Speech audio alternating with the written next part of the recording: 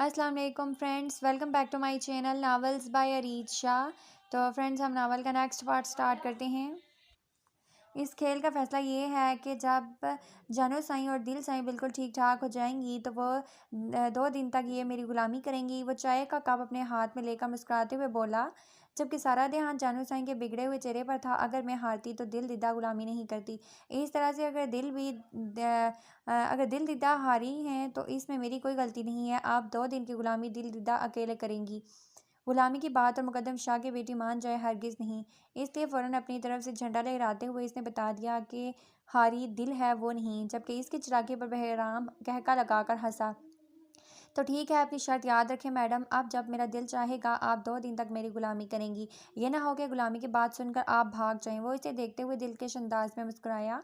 मैं करदम शाह की बेटी हूँ, बहराम साईं, हार कर भाग जाने वालों में से नहीं हूँ। शर्त के मुताबिक जब आप कहेंगे 2 दिन तक आपकी गुलामी करूँगी। अगर चाहें तो आप भी करने को तैयार हों। 2 दिन आप जो कहेंगे मैं वो करूँगी। वो सीने पे हाथ लिपटे बड़ी दलेरी से इसकी आंखों में आंखें डालकर बोल रही थी, बाद में इनकार मत कर देना, बहुत जल्द इस खेल का मुआवजा हासिल करूँगा। वो दिलकश अंदाज में मुस्कुराते हुए बोला, इसे छोटी गुड़िया जल्दी से यहाँ लाओ और अपनी मम्मा को बताओ वो इसे ढूंढ रही थी। ये साहब तुम लोगों का घर लेना चाहते हैं? यासिम एक दुकानदार से पूछ रहा था कि क्या इस मोहल्ले में से कोई रहायशी घर मिल सकता है। शार्क ने इसी दुकानदार के पास जाने के लिए कहा था तो दुकानदार ने सामने ही खेलती हुई एक बच्ची को पुकारा, जिसे पहचानने में यासिम को ज़्यादा देर नहीं लगी थी। ये वही बच्ची थी जो इसकी गाड़ी के सामने आती जाती थी। अरे दोस्त, आप यहाँ कैसे हैं? बच्ची भी अगले ही लम्हे इसे पहचान चुकी थी। मैं बिल्कुल ठीक हूँ दोस्त, तुम यहाँ क्या कर रही हो? वो इस मासूम बच्ची के साथ ज़मीन पर बैठकर पूछने लगा। इतने दिनों बाद इस बच्ची को देखकर इसे खुशी हुई। मैं तो यहीं रहती हूँ, वो सामने मेरा घर है, बच्ची ने फ़ौरन बताया था। यासिम को इस जगह घर चाहिए था क्योंकि शार के मुताबिक यहाँ कोई आदमी गलत काम के लिए छुपा हुआ था। ये एक मोहल्ला था जहाँ बहुत सारे घर थे। वो नहीं चाहते थे कि यहाँ पर किसी को भी किसी किस्म का कोई नुकसान हो। शार की इन्फॉर्मेशन के मुताबिक यासिम यहाँ रहाइश पजीर होने जा रहा था ताकि वो इस आदमी को गलत काम करने से रोक सके। सुनो बेटा, तुम लोगों को किराएदार चाहिए थे ना?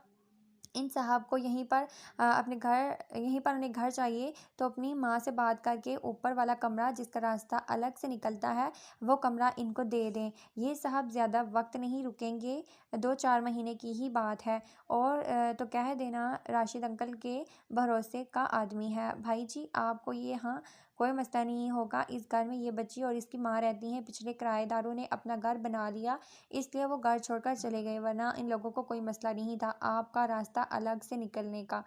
और उनका रास्ता नीचे सड़क पर आता है। आप आराम से यहाँ रह सकते हैं, कोई मसला नहीं होगा। छोटी जाओ, अपने साथ इन्हें लेकर जाओ। और इसे तफसील से बताते हुए बच्ची से वो कहने लगा, जब इसका हाथ पकड़कर कब से इसके चलने का इंतज़ार कर रही थी। ये दुकानदार शार के किसी जानने वाले के भरोसे का आदमी था जिसने इस आदमी को समझाया था कि यासिम को किसी अच्छी जगह घर दिलाए और किसी को भी इस पर शक नहीं होना चाहिए। बच्ची इसे अपने साथ एक छोटे से घर में लाई थी। मामा बाहिर आओ, राशिद अंकल ने किराएदार भेजा है। और आपको पता है कि ये किराएदार वही हैं जो उस दिन मुझसे मिले थे। ये मेरे दोस्त हैं, आप बाहर आए ना। बच्ची दौड़कर किचन में गई और किसी लड़की को घसीटते हुए बाहर लाई, लेकिन सामने खड़े वजूद को देख यासिम की जैसे सांसें ही थम गई। अभी ज़िंदगी जीते वक्त ही कितना अरसा हुआ था इसे कि इतनी आसानी से किसी ने जीने का हक ही छीन लिया। इसे देखकर तो कभी नहीं लगा था कि वो 5 साल की एक बच्ची की माँ होगी। वो मुसलसल नज़र जमाए सामने खड़ी लड़की को देख रहा था, जबकि वो इसे पहचानने के बाद इसे ऊपर वाले कमरों के बारे में बता रही थी। इसने खुद ही राशिद भाई से कहा था कि इसे कोई किराएदार चाहिए। काफ़ी देर तक वो ऐसे ही बोलते हुए देखता रहा इसे, फिर बिना कुछ ही कहे पलट गया। बच्ची पीछे अरे अरे करती रह गई, लेकिन वो रुका नहीं। मामा, लगता है दोस्त को हमारा घर पसंद नहीं आया। वो झांकते हुए खिड़की से बोली। वो उसे गाड़ी में बैठते हुए देख रही थी और फिर उदासी से बोली, जबकि इसकी बात पर परेशान से होकर वो मुस्कुरा दी। यहाँ बहुत लोग आते थे इस घर को किराए पर लेने के लिए, ये कोई नई बात ना थी। इस बार अगर कोई गड़बड़ हुई ना तो मैं तुम लोगों को छोड़ूंगा नहीं। वो उन सबको घूरते हुए बोला। इस वक्त वो लोग घर के बाहर खड़े थे। रात 2:30 बजे का वक्त था जब आहिस्ता से दीवार फलांग के वो घर के अंदर दाखिल हुए। ना तो इस घर में कोई सिक्योरिटी थी और ना ही रखवाली के लिए कोई जानवर रखा गया था। 15 साल पहले इस हादसे के बाद हवेली बुरी तरह से राख हो गई थी। जब नाजिया अपनी दोनों मासूम पोतियों के साथ हमेशा के लिए शहर के इस बंगले में शिफ्ट हो गई, इन्हें कभी भी किसी किस्म के मुलाजिम या गार्ड की ज़रूरत पेश नहीं आई थी। ये बात अलग थी कि उनके लिए गांव का आज भी बच्चा बच्चा अपनी जान देने को तैयार था।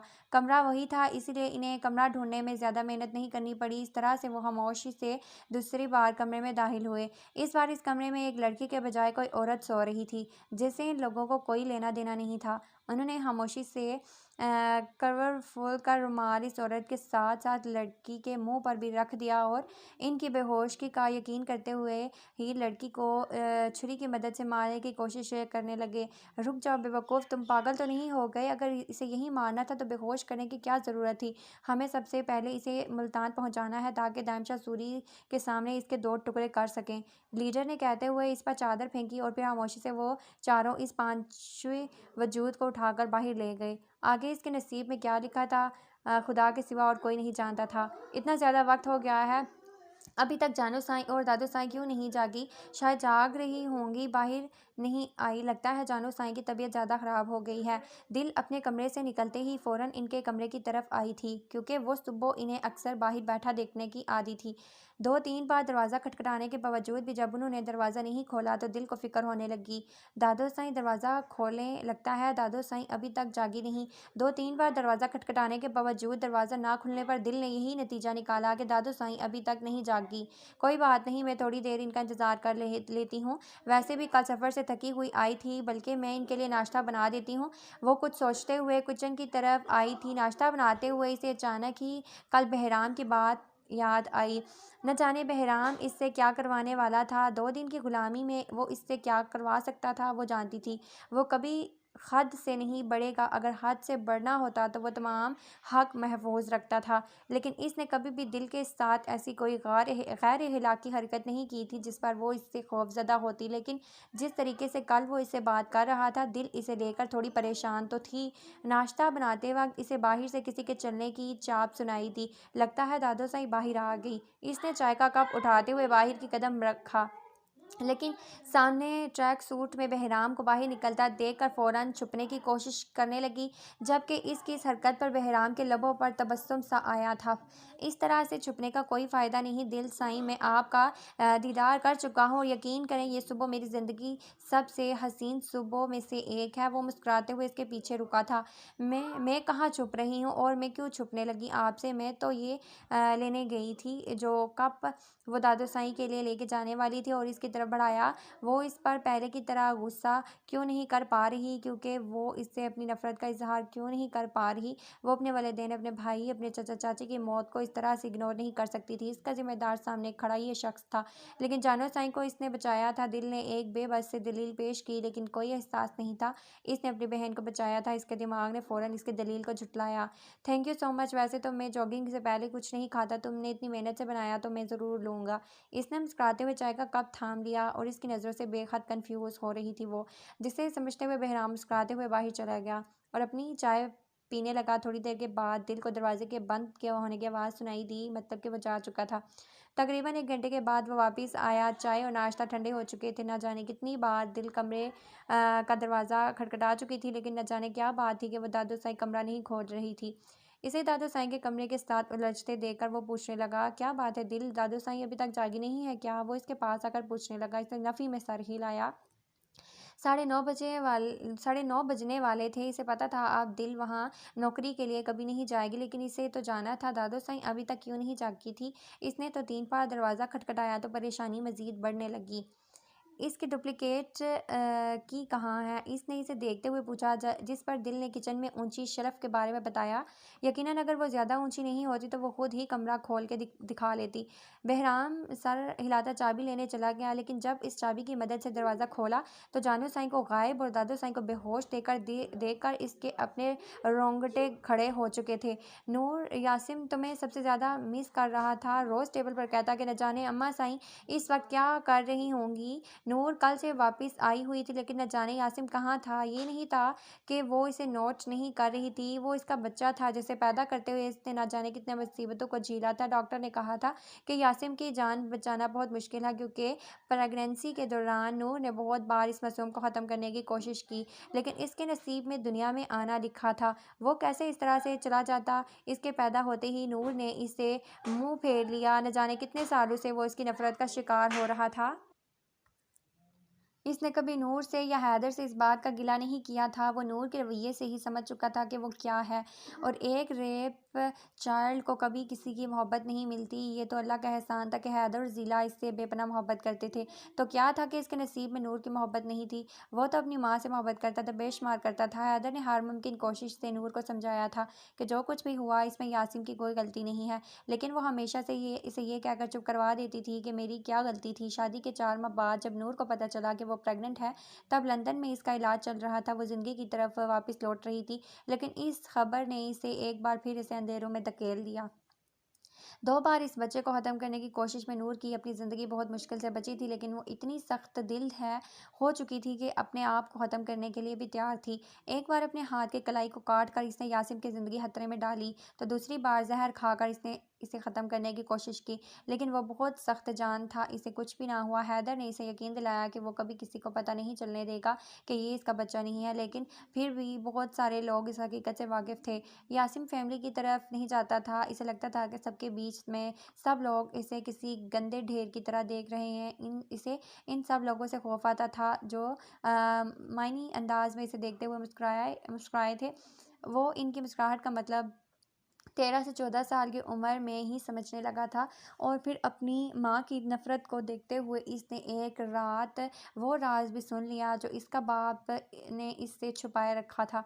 अपनी ज़ात के लिए यह हकीकत जानकर यासिम को लगा कि इस दुनिया में इसका कोई अपना नहीं है, लेकिन हैदर ने इसे ना सिर्फ एक बाप का प्यार दिया, बल्कि वो इसका एक बेहतरीन दोस्त भी था, जिसके साथ वो अपनी हर बात आसानी से शेयर कर सकता था। आज सुबह तक कितना खुश था। वो अपने बाप को निशाल के बारे में सब कुछ बताने जा रहा था, लेकिन आज इसे ये खुशी भी छीन चुकी थी। कल तक जिस लड़की को अपनी ज़िंदगी में शामिल करने के बारे में सोच रहा था, आज उसे ये पता चला कि वो लड़की तो पहले ही किसी और की हो चुकी है। इसने घर में कदम रखते नूर को सामने सोफे पर बैठते हुए देखा। इस वक्त शायद वो इसकी नज़रों को बर्दाश्त नहीं कर पा रहा था, इसलिए खामोशी से वहीं पलट गया। हैदर इसके इस तरह से पलट कर जाने पर परेशान था। वही सुबह से नूर को इसे ठीक से बात करने की नसीहतें करता हुआ नूर को देखने लगा, लेकिन नूर ने इससे कुछ भी ना कहा था, बल्कि वो तो इससे कुछ कभी कहती ही नहीं थी। आज पहली बार नूर ने इसके सामने से गुजर कर जाना महसूस किया था। पानी पानी सूखे लबों पर ज़ुबान फेरती वो बार बार एक ही लफ्ज़ दोहरा रही थी। बुखार बहुत ज़्यादा हद तक बढ़ चुका था। दादो साईं दीदा पानी, वो बड़ी मुश्किल से अल्फाज अदा कर रही थी। इसने आहिस्ता से आंख खोली। इसे अपना वजूद किसी नर्म अगदे पर नहीं, बल्कि पत्थरों से भरी ज़मीन पर महसूस हुआ। बहराम लाला, इसने उठने की नाकाम कोशिश से की थी जब बाजू से दर्द की लहर उठी। इसके लबों से बेहतियार बेआवाज़ चीख निकली। इसे कहाँ दर्द बर्दाश्त करने की आदत थी। बॉस, लगता है लड़की को होश नहीं आया, फिर से बेहोश हो गई। इसे होश में लाने की कोशिश करें क्या? एक लड़के ने लीडर से पूछा। नहीं, कुछ भी करने की ज़रूरत नहीं है, इसे यहीं पड़ा रहने दो। और देखते हुए वो बोला तो लड़के ने हाँ में सर हिलाया। वैसे वो बहुत खूबसूरत है। तीसरे लड़के ने मुंह पर हाथ फेरते हुए खौफजदा अल्फाज में कहा। सोचना भी मत, बच्ची है, और वैसे भी हम इस तरह के काम नहीं करते क्योंकि सूरी साहब को इस तरह के कामों से नफरत है। और मत भूलो कि हम कोई भी गलती करके इस वक्त सूरी साहब की नज़रों से दूर नहीं हो सकते। जब ये लड़की सूरी साहब के सामने आए तो बिल्कुल सही सलामत होनी चाहिए। समझ रहे हो ना मेरी बात का क्या मतलब है? सूरी साहब ने इसकी वीडियो बनाकर किसी को सेंड करनी है। वो इसे देखते हुए बोला तो वो अपनी होश मार कर रह गया। जबकि ज़मीन पर पड़ी वो लड़की इसके अल्फाज सुनकर सकते में आ चुकी थी। वो इस वक्त कहाँ थी? ये कौन सी जगह थी? वो तो अपने घर पर थी, यहाँ कैसे आई? ये लोग कौन थे? वो इससे मारने की बात क्यों कर रहे थे? वो कुछ समझ नहीं पा रही थी। बुखार की शिद्दत मज़ीद बढ़ रही थी। दर्द से इसका पूरा जिस्म टूट रहा था। सर अलग से दर्द कर रहा था, जबकि बाजू से फिर से खून बहने लगा था, लेकिन वह सुन रही थी सिर्फ इन लोगों की बातें जो ना सिर्फ उसकी जान लेना चाहते थे, बल्कि वो अपनी इज्जत भी अब खतरे में महसूस कर रही थी। वो कहाँ है? यहाँ कैसे पहुंची है? ये बातें फ़िलहाल सोचने का वक्त नहीं, बल्कि इसे यहाँ से निकलना था। या अल्लाह मुझे बचा ले। अपने चेहरे से पसीना साफ करते हुए वो बड़ी मुश्किल से उठ पाई थी। बुखार ने इसके जिस्म को बिल्कुल बेजान किया हुआ था। इसने एक नज़र बाहर उन चारों को देखा जो किसी शिकारी की तरह इसकी जान लेने को तैयार थे, लेकिन इसे यहाँ से किसी भी हाल में निकलना था। इसने एक नज़र सामने खुले दरवाजे की तरफ देखा। इसे किसी भी तरह से उस दरवाजे तक पहुंचना था ताकि वो यहाँ से बाहर निकल सके। यहाँ सिर्फ 2 ही कमरे थे, वो भी दरवाजे के बिल्कुल सामने। दूसरे कमरे का अंदाज़ा भी इसने इस तरह से लगाया था कि वो लोग हर थोड़ी देर में उठकर अंदर की तरफ आते जाते थे। यकीनन इसके कमरे के साथ कोई और कमरा भी जुड़ा हुआ था। ठीक है, तुम दोनों आप जागते रहो, मैं और हमाद सोने जा रहे हैं, फिर जब हम जागें तब तुम दोनों सोने चले जाना और हम इस लड़की पर नज़र रखेंगे। लेकिन एक बात याद रखना, लड़की पर नज़र रखना इधर से उधर नहीं होनी चाहिए। वो कहते हुए एक नज़र दरवाजे की तरफ देखकर इसकी तरफ बढ़े। इसे इस तरफ आता देखकर खून फ़ौरन वापस उस जगह पर आई और लेट गई ताकि लोगों को यही लगे कि वो अभी तक होश में नहीं आई। सर, अगर ये लड़की होश में आकर भागने की कोशिश करने लगी तो दूसरा लड़का इसके पीछे आया था तो भी वो कहाँ जाएगी? वो इस अनजान शहर में कहाँ जा सकती है? शायद इससे पहले ये इस शहर में कभी आई हो, लेकिन इस जगह कभी नहीं आई होगी। लीडर हंसता हुआ उठा और बाहर चला गया। इनकी बातों से वो इस बात का अंदाज़ा तो लगा चुकी थी कि वो अपने शहर में नहीं है, लेकिन वो कहाँ है, वो यहाँ कैसे पहुँची, ये लोग इसे किस मकसद के लिए यहाँ लाए हैं। एक तरफ बुखार से इसका बुरा हाल, जबकि दूसरी तरफ डर और खौफ ने इसे मज़ीद बीमार कर दिया था। इस वक्त इसे इतनी प्यास लगी थी, इसे यकीन हो चुका था कि अगर इसे पानी नहीं मिला तो वो मर जाएगी। लेकिन वो इन लोगों को अपनी तरफ मुतवज्जह नहीं करना चाहती थी, इसलिए खामोशी से ज़मीन पर पड़ी रही। तायशा जब से घर आई थी, जाजिम का इंतज़ार कर रही थी। जर्श की दादी ने इससे शादी की बात की थी। इनका कहना था कि 2 साल हो चुके हैं निकाह को, अब जर्श की रुखसती होनी चाहिए। लेकिन इसकी ख्वाहिश थी कि इसकी दोनों बहू एक साथ इस घर में आएँ, इसलिए वो जाजिम से शादी के बारे में पूछना चाहती थी। वो चाहती थी कि आप इससे शादी के लिए बात करें। ज़ीला के पेपर्स हो चुके थे, आजकल बिल्कुल फ़ारिग थी और दूसरी तरफ से दर्श की दादी शादी के लिए ज़ोर दे रही थी। इसमें कुछ गलत नहीं था, वो हक़ पर थी। 2 साल हो चुके थे निकाह को, अब अपनी पोती के बारे में सोचना कोई गलत बात ना थी। इसे पता था शाज़िम तो ये बात सुनकर बहुत खुश होगा, लेकिन शायद जाज़िम इस वक्त शादी के लिए तैयार नहीं होगा, जबकि ज़िमल बहुत खुश थी, इसके भाइयों की शादी होने वाली है।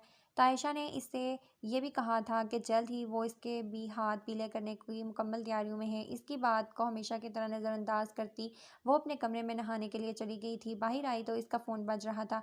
अनजान नंबर देखकर वो परेशान हुई, लेकिन इसे अनजान नंबर से फ़ोन आते रहते थे। यकीनन इसका कोई जासूस खबर देने के लिए ही फ़ोन कर रहा होगा। इसने फ़ौरन ही फ़ोन उठाया, लेकिन अगली पुकार पर इसकी हंसी छूट गई।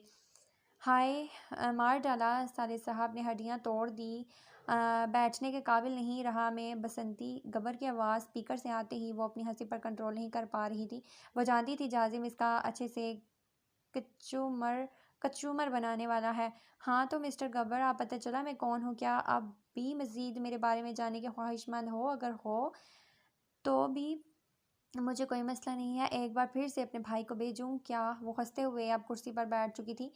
अरे नहीं बसंती, अब इस थानेदार को दोबारा मत भेजना। इतनी धुलाई की है मेरी साले साहब ने, ज़िंदगी भर धुले हुए कपड़े नहीं पहनूंगा। ऐसे खातिरदारी की है ससुराल ले जाकर, अब बारात भी ससुराल नहीं लेकर आऊँगा, बल्कि तुझे रास्ते से उठा कर ले जाऊँगा। इतनी मार खाने के बाद भी उसे अकल नहीं आई थी। जिमल सोच कर रह गई। तुम एक नंबर के लोफर और सड़क छाप आदमी हो, तुम सुधर जाओ, ये मैं सोच कैसे सकती थी। लेकिन मेरे भाई को नहीं जानते तुम, अगर वो एक बार फिर किसी से जिद लगा लेना तो आए दिन उसे खातिरदारी के लिए थाने बुलाते रहते हैं। मैं नहीं चाहती कि तुम मेरे भाई की नज़रों में आओ। बेकार में हर हफ्ते धुलाई होगी तुम्हारी। जिमल ने इससे एक बार फिर नहीं पूछा था कि इसका नंबर इसके पास कहाँ से आया। वो जानती थी ऐसे गुंडे के लिए ये कोई नामुमकिन बात नहीं थी। हाय बसंती, इतनी फ़िक्र अपने गब्बर की, तेरे लिए तो रोज़ चला जाऊँ ससुराल साले साहब का दीदार करने। है अभी मैं काम कर रहा हूँ, तेरी याद आ गई तो फ़ोन कर लिया तुझे। अब जल्दी से वापस आ जाओ, बहुत मिस कर रहा हूँ तेरे छापर को। वो लोफराना अंदाज में कहता अब फ़ोन बंद कर चुका था, जबकि इस जिमल अब गुस्से से इस बंद हुए फ़ोन को खोल रही थी। ये आदमी कभी नहीं सुधर सकता, गुंडा कहीं का, वो गुस्से से बड़बड़ाई। शाज़िम ऑफ़िस के लिए निकल चुका था क्योंकि तायशा ने इसे आकर बताया था कि इसके ऑफ़िस में एक लड़की को नौकरी चाहिए जो तकरीबन 1 डेढ़ महीना इसके ऑफ़िस में काम करेगी और वो अपनी माँ का फर्माबरदार फ़ौरन हाँ में सर हिलाता हुआ लड़की को नौकरी देने के लिए तैयार हो चुका था। लेकिन तायशा अब ये सोचकर परेशान थी कि कहीं वो ज़र्श को पहचान न ले। वो कल उनसे पहले ही शहर के लिए निकल चुकी थी। इसने एक हॉस्टल में अपनी रहाइश ली थी, जबकि तायशा अब जाजिम का इंतज़ार कर रही थी क्योंकि इसका इरादा भी जल्द से जल्द शादी का था। वो अपने बच्चों के घर बसाना चाहती थी, लेकिन ज़ीला की ज़िद से भी बाखबर थी।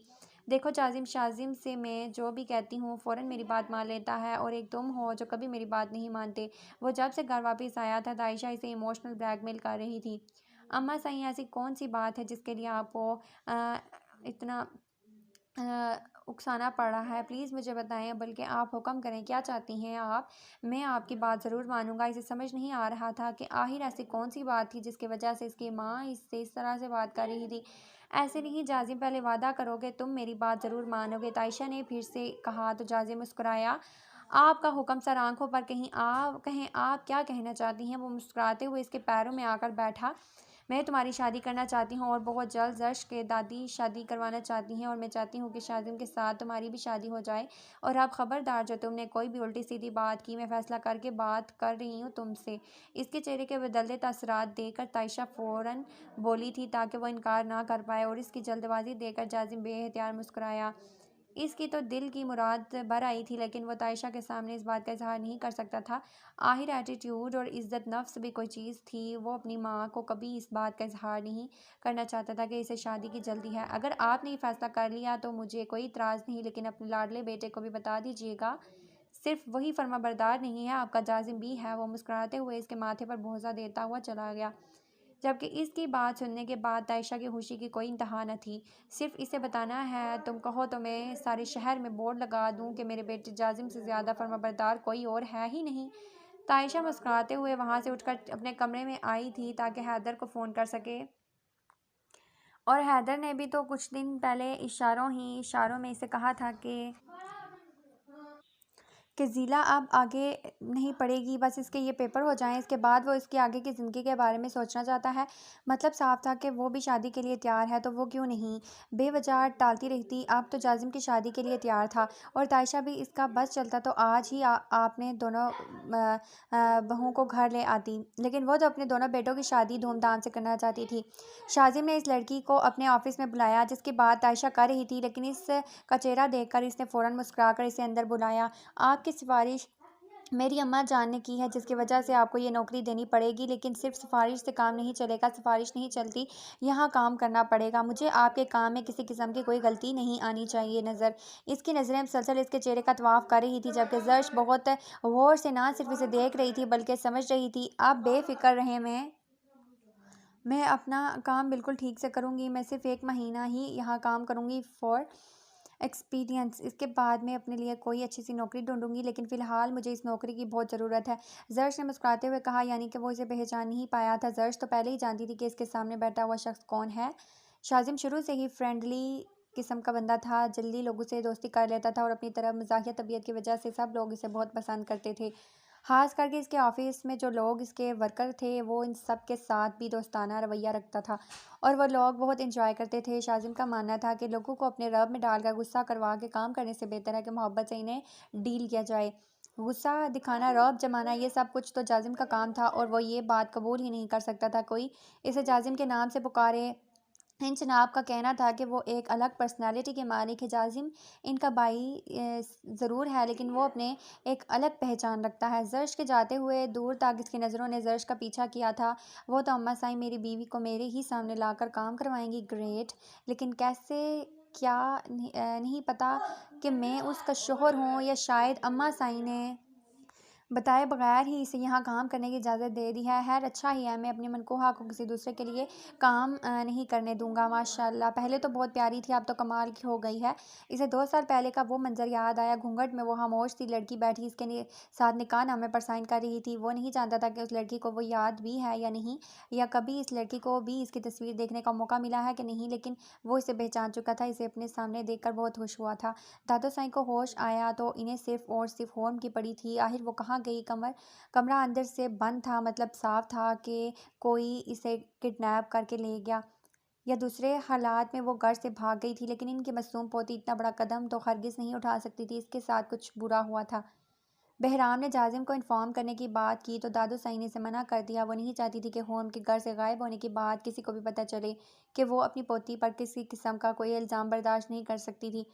उन्होंने बहराम से बस इतना ही कहा था कि इन्हें इनकी पोती वापस चाहिए सही सलामत। लेकिन कौन कर सकता था ऐसा? किस में इतनी हिम्मत थी कि बहराम शाह की बहन को किडनैप करे? वो यही सब कुछ सोचने में मसरूफ़ था जब इसका फ़ोन बजा।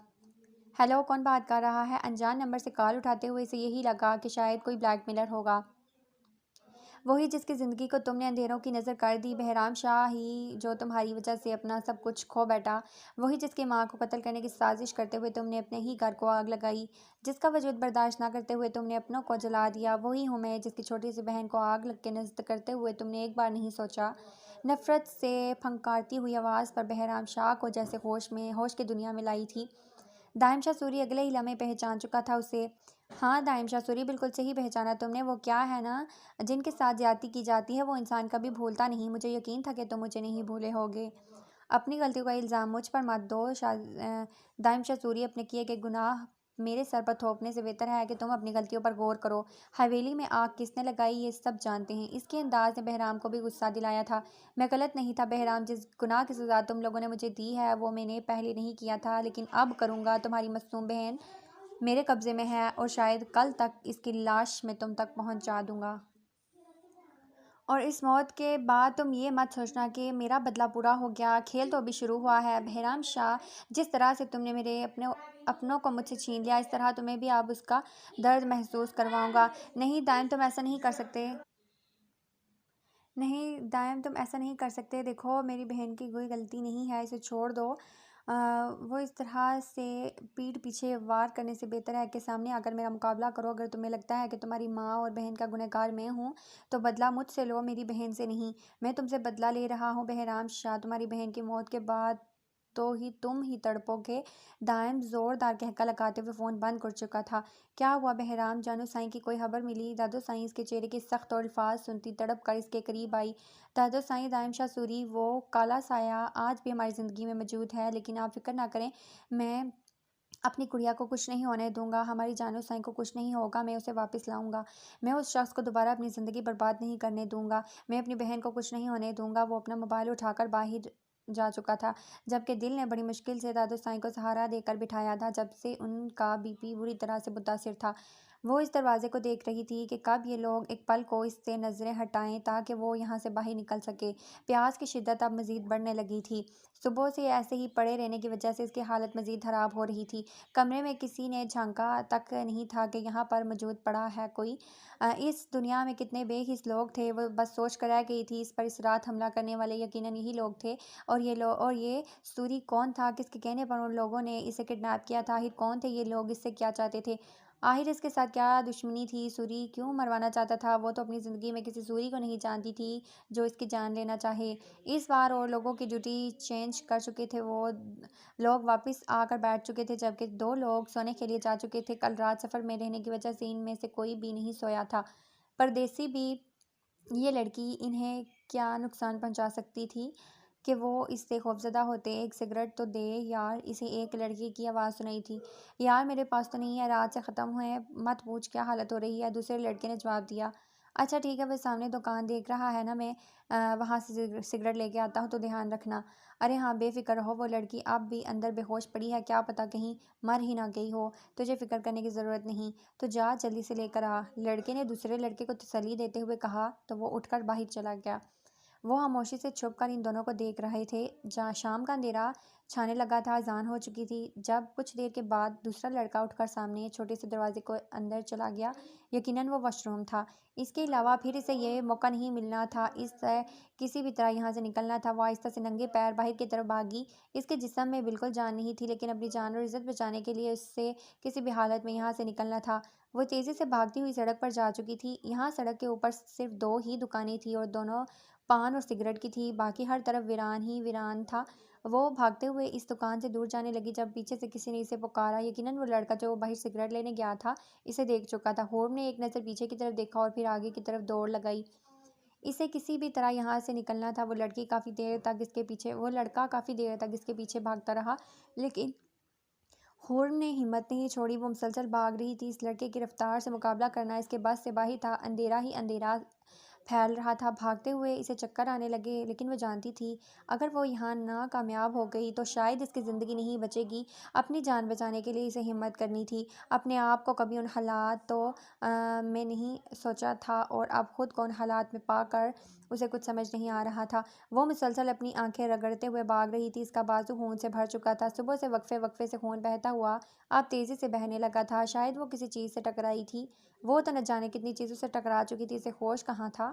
वो लड़का काफ़ी देर तक इसे पुकारता हुआ इसके पीछे भागता रहा। जब वो जंगल की साइड निकलते हुए दरख्त की ओट में हो गई, इसके पैरों में न जाने कितने ही कांटे चुभ चुके थे। इसकी दादी तो इससे घर के फर्श पर भी नंगे पैर नहीं चलने देती थी, और वह यहाँ कितनी देर से सख्त सड़कों पर नंगे पाँव दौड़ रही थी।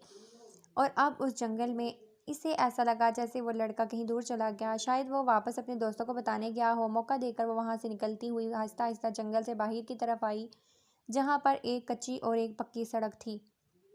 पक्की सड़क पर जाना खतरे से हाल ही नहीं था, लेकिन इसे मदद की उम्मीद भी पक्की सड़क की तरफ से ही थी। शायद कच्ची रोड की तरफ कोई जाता होगा। वो हिम्मत करते हुए एक बार फिर से पक्की सड़क की तरफ बढ़ने लगी।